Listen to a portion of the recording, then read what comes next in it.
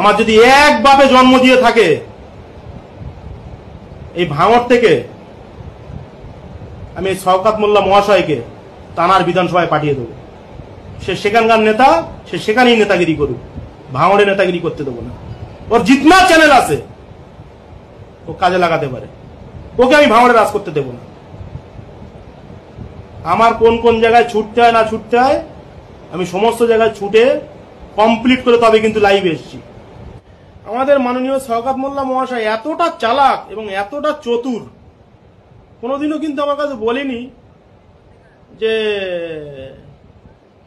কিভাবে চালাচ্ছ বা কিভাবে এইসব গাড়ি ভাড়া টাড়াগুলো দিচ্ছ, বা তুমি 5,000 রেখে দাও বা 10,000 রেখে দাও, বা আজকের এই মিটিংয়ে অন্তত 20টা গাড়ি এসে তুমি অন্তত 20,000 টাকায় গাড়ি ভাড়া লাও। তিনি কিন্তু 5 টাকা আমার কোনোদিনও দিয়ে সাহায্য করি, আর তার কাছে কোনোদিন আমি চাইও নি, বা তিনি দেওয়ার কথা আমাকে বলেও নি। সুতরাং আপনারা বুঝতেই পাচ্ছেন। আর এই মাননীয় শওকত মোল্লা মহাশয়ের একটা কয়ে খারাপ আছে, রাজনীতি মানুষ করে, এত মিটিং কি করা লাগে কখনো একটা বিধানসভায়? আমি মানলাম ভাঙড় বিধানসভা মাননীয় মুখ্যমন্ত্রীর পাখির চোখ, প্রত্যেক দিন মিটিং করতে হবে, এ কোন ইয়েতে লেখা রয়েছে? আরে মানুষের যখন কাজ করবে একটা রাজনৈতিক, আমাদের মাননীয় শওকত মোল্লা মহাশয় এতটা চালাক এবং এতটা চতুর, কোনোদিনও কিন্তু আমার কাছে বলেনি যে কিভাবে চালাচ্ছ বা কিভাবে এইসব গাড়ি ভাড়া টাড়াগুলো দিচ্ছ, বা তুমি 5,000 রেখে দাও বা 10,000 রেখে দাও, বা আজকের এই মিটিংয়ে অন্তত 20টা গাড়ি এসে তুমি অন্তত 20,000 টাকায় গাড়ি ভাড়া লাও। তিনি কিন্তু 5 টাকা আমার কোনোদিনও দিয়ে সাহায্য করি, আর তার কাছে কোনোদিন আমি চাইও নি, বা তিনি দেওয়ার কথা আমাকে বলেও নি। সুতরাং আপনারা বুঝতেই পাচ্ছেন। আর এই মাননীয় শওকত মোল্লা মহাশয়ের একটা কয়ে খারাপ আছে, রাজনীতি মানুষ করে, এত মিটিং কি করা লাগে কখনো একটা বিধানসভায়? আমি মানলাম ভাঙড় বিধানসভা মাননীয় মুখ্যমন্ত্রীর পাখির চোখ, প্রত্যেক দিন মিটিং করতে হবে, এ কোন ইয়েতে লেখা রয়েছে? আরে মানুষের যখন কাজ করবে একটা রাজনৈতিক নেতা যখন মানুষের কাজ করবে বা উন্নয়ন করবে, তাকে কিন্তু এত মিটিং করা লাগে না। 294টা বিধানসভা আছে পশ্চিমবাংলার ভিতরে, এত মিটিং করতেও হয় না যতটা মিটিং ভাঙড়ে হয়। এত মিটিং করা লাগে?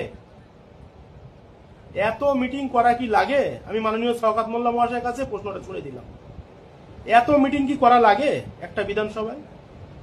মানে এত পরিমাণ প্রোগ্রাম দেবে রাজনৈতিক নেতারা, যারা ওর পিছনে আছে, ওনার পিছনে আছে, যে তারা ওই গাড়ি ভাড়া দিতে দিতে তারা সর্বশান্ত হয়ে পড়বে, শুধু গাড়ি ভাড়ার টাকা গুনতে গুনতে। এই যে রিসেন্ট আমি একটা জীবনতলায় একটা যোগদান করালাম মাননীয় শওকত মোল্লা মহাশয়ের হাত ধরে, 26খানা স্করপিও গিয়েছে। তাহলে 26খানা স্করপিওর 52,000 টাকা ভাড়া, আর 26খানা স্করপিও 100 টাকা চা ধরুন, কত টাকা হয়? তৃণমূল কংগ্রেসকে যেমন শক্তিশালী করে আসছি ঠিক তেমনই শক্তিশালী করব, কিন্তু আমি মাননীয় শওকত মোল্লা মহাশয়ের হাত ধরে কিন্তু রাজনীতিটা করব না। আমার যত চ্যানেল আছে আমি প্রত্যেকের সঙ্গে কথা বলেছি। আমি 72 ঘন্টা টাইম দিয়েছিলাম যে আমি 72 ঘন্টার ভিতরে একটা খেল খেলবো, সবে 48 ঘন্টা হয়েছে, এখনো 24 ঘন্টা বাকি আছে। এই 24 ঘন্টার ভিতরে ভাঙড়ের মানুষ বুঝতে পারবে যে আমার চ্যানেল কত দূর আছে বা আমার মাথার উপরে কে আছে। হালকা ইন্ধন কিন্তু ভাঙড়ের মানুষ পেয়েছে।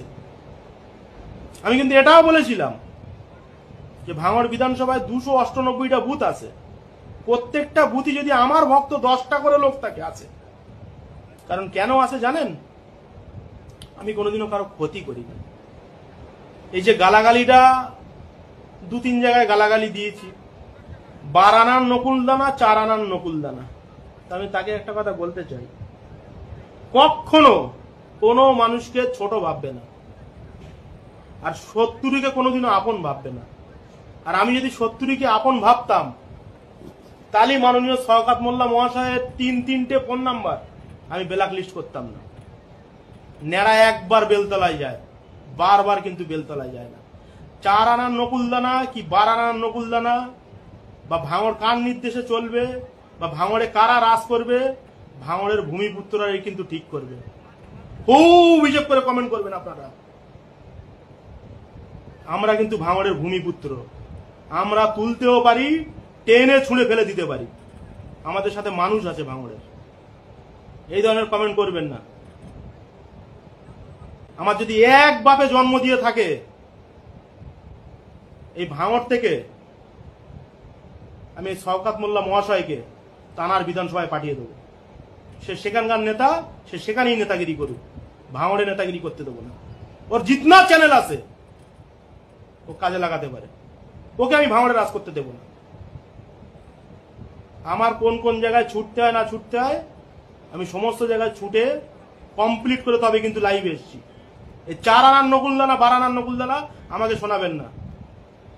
তার আগেই আমি বলেছি যে তার নাম নিয়ে বলিনি, যে তিনি বলেছে যে কাক যদি বারবার করে গায়ে চুন লাগায় বা সে কিন্তু বগের মতো সাদা হয় না। আমি কিন্তু এই উদ্দেশ্য নিয়ে একটা ছোট্ট গল্প শুনিয়েছি। সুতরাং এই ধরনের কমেন্ট আপনারা করবেন না, আপনাদের কমেন্টের উত্তর দেব। আচ্ছা, আরেকজন